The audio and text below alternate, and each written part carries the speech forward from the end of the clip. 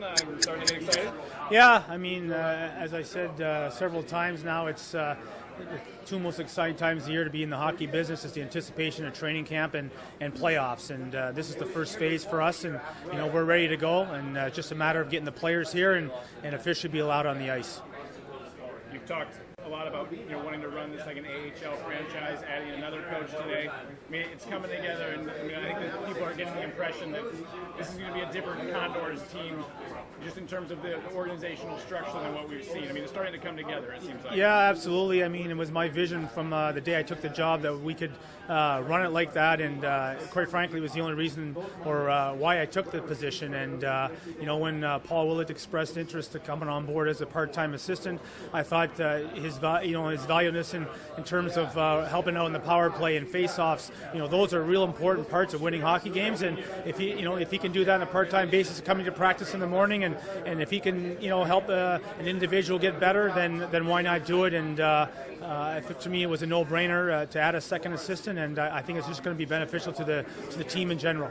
At the home games, you said he's going to be up in the stands. What benefit does that add? Well, I think it's always good to have a different view from up top, and obviously J.O., the general manager, he'll be at the home games as well, and it's always good just when guys come down in between periods because the game is much slower up top, and they sometimes see something that you may not see in the bench otherwise. And I also think we're going to do player evaluations on a game-to-game basis here, and that goes in having eyes in the sky.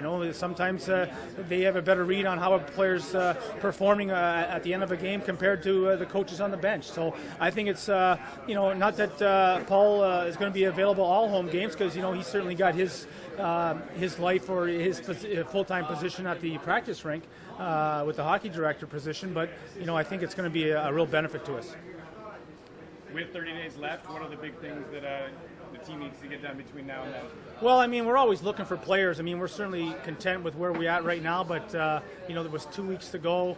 If someone came across our table that we thought was an important part that could take us over the top or make us even better, we're going to look at that. And, we want to finalize our systems play, and, quite frankly, that's the only thing that's got left on our to-do list, and besides having the players start coming in here around October 2nd. What does it say about the quality of players that are coming to Bakersfield that, we have 10 guys, 11 guys going to AHL camps here over the next week or so?